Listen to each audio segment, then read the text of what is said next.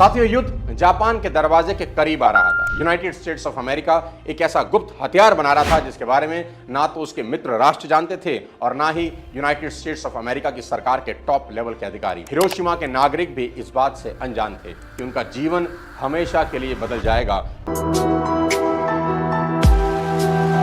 6 अगस्त 1945 सुबह 8:14 के पास हिरोशिमा हमेशा के लिए बदल गया। ऐसा अनुमान है कि जब पहला विस्फोट हुआ तब बम के कारण इतनी ज्यादा गर्मी हुई, 60,000 से 80,000 लोग तुरंत मारे गए। देखते ही देखते पूरा शहर पल भर में मिट्टी में बदल गया, जिसके निशान आज भी वहां पर मौजूद हैं। जिस समय परमाणु बम गिरा उस दौरान हिरोशिमा का तापमान 4 लाख डिग्री सेल्सियस तक पहुंच गया, लेकिन अमेरिका यहां नहीं रुका। हिरोशिमा हमले के 3 दिन के बाद अमेरिका ने 9 अगस्त 1945 को जापान के एक और शहर नागासाकी पर फैट मैन नाम से दूसरा परमाणु बम गिरा दिया।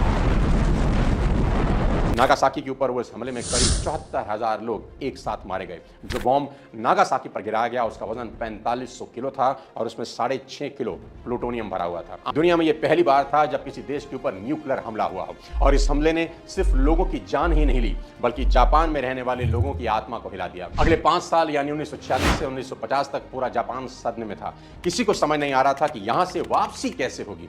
जापान की लीडरशिप को यह समझ आने लग गया था कि जापान के लोगों को अब अपने ही देश पर से विश्वास उठ रहा है। वहां लोगों को ये लगने लगा था कि हम गलत मुल्क में पैदा हो गए और अब कोई भविष्य यहां है ही नहीं। कई लोगों का पलायन अब जापान से शुरू होने लगा था। तो जापान की टॉप लीडरशिप ने महसूस किया कि देश को एक बहुत बड़ी क्रांति की जरूरत है और अगर ऐसा नहीं किया गया तो जापान का नाम इतिहास में गर्त हो जाएगा। तो वहां की लीडरशिप ने सोचा कि देश के लोगों को देश का सम्मान करना ही होगा, और ये तभी मुमकिन है जब दुनिया वापस से जापान का सम्मान करे। और जब दुनिया हमें सम्मान की नजर से देखेगी तो जापान का आम नागरिक फिर से अपने देश को सम्मान की नजर से देख पाएगा। इसके लिए एक हाई लेवल मीटिंग बुलाई गई और वहां दुनिया का सबसे बड़ा और नामुमकिन सा दिखने वाला गोल सेट किया गया। उन्होंने डिक्लेयर किया कि अगले 10 साल में जापान टेक्सटाइल इंडस्ट्री में दुनिया में सबसे आगे निकल जाएगा, जो कि बिल्कुल आसान नहीं था क्योंकि बम्बार्डमेंट के बाद वहां की सॉइल पूरी तरह से खराब हो चुकी थी और सॉइल का अच्छा होना टेक्सटाइल के लिए सबसे ज्यादा जरूरी होता है। और जापान की लीडरशिप ने बहुत बड़ी बात कही। उन्होंने कहा महत्व ये नहीं कि हमारे पास कितना है, महत्व वास्तव में इसका है कि जो हमारे पास है हम उसका क्या कर सकते हैं। उन्होंने कहा अगर सही ढंग से चला जाए तो प्यादा भी वजीर बन सकता है। और ये सिर्फ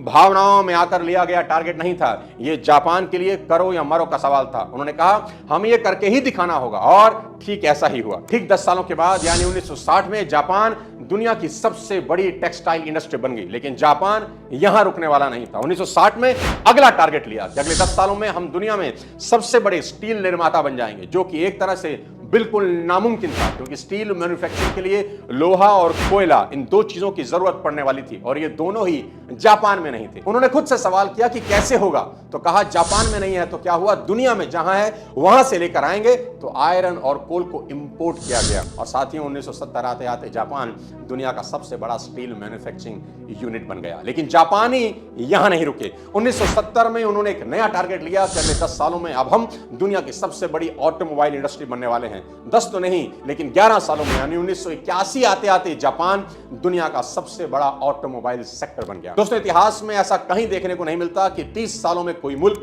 तबाही से निकलकर दुनिया के नक्शे में सबसे ऊपर निकल जाए, और यह सिर्फ मेहनत और विश्वास के कारण ही संभव हो सका। असंभव को संभव कर दिखाया जापान ने, और आखिरकार ईश्वर भी जापान की मेहनत और हौसलों के आगे हार गया।